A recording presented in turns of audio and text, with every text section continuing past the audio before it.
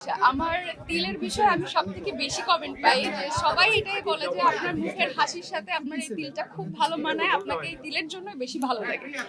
তো এটা অবশ্যই অনেক খুশিরই কথা যে এত সুন্দর আমার চেহারার মাঝখানে এখানে একটা ঠোঁটের নিচে তিল আছে, এটা গড গিফটেড, তো ভালো লাগে শুনতে।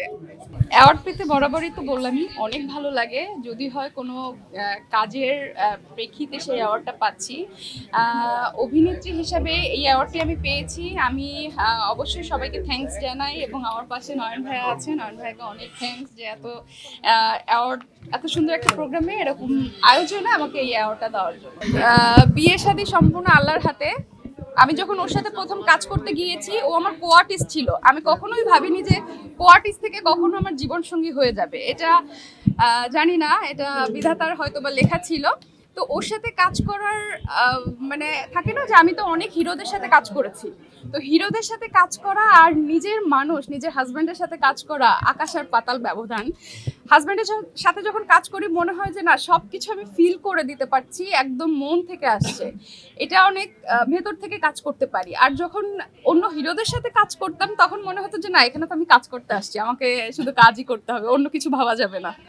আমার এমনও সিনেমা আছে, আমার সাইনিং করা সিনেমা, আমি আমার শুটিং এক সপ্তাহ পরে, আমার ড্রেস সব কিছু রেডি, জাস্ট এক সপ্তাহ পরে আমরা শুটিংয়ের ডেটও ফেলেছে, শুটিংয়ে যাব, হুট করে শুনি যে আমি ওই সিনেমাতে নাই। আমার এমন 3টা সিনেমা থেকে আমি বাদ পড়েছি, জানি না কেন। আর সত্যি কথা, আমি সিনেমাতে প্রায় এক যুগেরও বেশি হয়ে গেল, এখনো পর্যন্ত আমি বলবো এখনো আমি বোকা, এখনো কিচ্ছু বুঝি না, পলিটিক্স আমার ব্রেনেও নাই, আর আমি বুঝতেও পারি না। দ্যাটস ওয়াই মনে হয় যে আমি সবার থেকে অনেক পিছিয়ে আছি।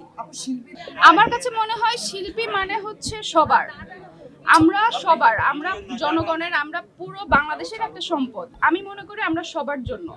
দল করলে দেখা গেল যে এই দল আজকে আছে, কালকে আরেক দল আসলো, তো তখন ভেদাভেদটা সৃষ্টি হয়ে যায় এবং একঘরা হয়ে যায় আমার কাছে মনে হয়।